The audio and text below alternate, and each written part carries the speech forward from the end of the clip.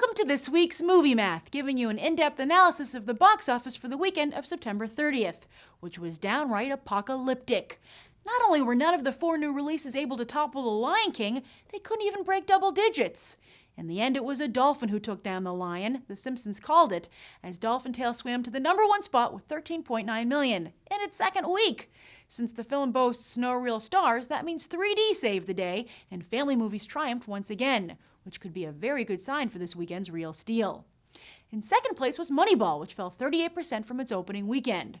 Sure, this means the movie's still alive out there, but it would have meant a lot more if it had captured that #1 spot. And in third place was The Lion King 3D. Its 2-week #1 streak ended by a 50% drop.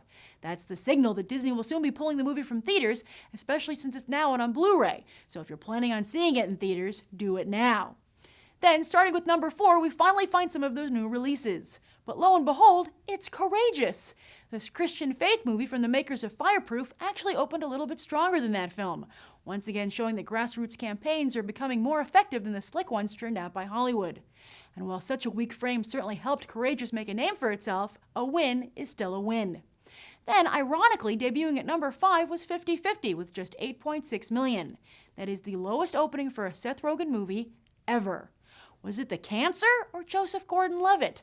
Levitt's box office numbers are pretty dismal, making him one of those actors with a supposed cult following that never actually shows up for any of his movies. But then again, maybe Christopher Nolan can finally make JGL a mainstream star in the upcoming Dark Knight Rises, as he did with Heath Ledger. But it will still be too late for Rogen, whose next movie co-stars Barbra Streisand. Maybe these career choices are supposed to be funny? As for the rest of the box office, Dreamhouse's debut was a nightmare as it opened in 6th place with just $8.1 million. If The Girl with the Dragon Tattoo doesn't score with audiences, Craig could lose his license to act. Then in 7th place was Abduction, where Taylor Lautner slid down the shiny box office by almost 50% for a not-so-abtastic 2-week total of $19 million. But the real humiliation was saved for Anna Faris, whose latest comedy opened at #8 with just $5.4 million. That's the kind of gross a movie should be getting in its first day, not entire weekend. Believe it or not, though, this is actually an improvement on her last film, Take Me Home Tonight, so at least she's got that going for her. And this was another body blow for Chris Evans, whose other indie film Puncture is also out right now, playing in 4 very empty theaters.